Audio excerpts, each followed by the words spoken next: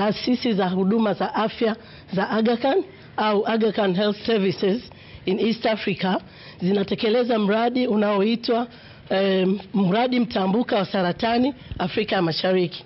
Mradi huu ni wa miaka 4 na unatekelezwa kwenye mikoa 7 ya Tanzania na mikoa 4 ya Mombasa na Kisumu.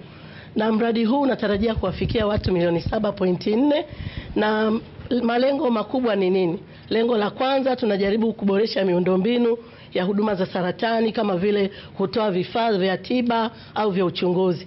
Lakini pia tunajaribu kufanya matengenezo madogo madogo kwenye hizi sehemu ambazo zinatoa huduma za saratani. Hii sasa baada ya kusaini mkataba kama mlivyoambiwa wiki zijazo, tulikuwa tumesema hiki tutafanyika kabla mwezi wa 5. Kwa hivyo hatukudanganya wakati tuliambia wananchi kwamba kabla mwezi wa 5 utasaini mkataba wa masuala ya kansa katika kaunti yetu.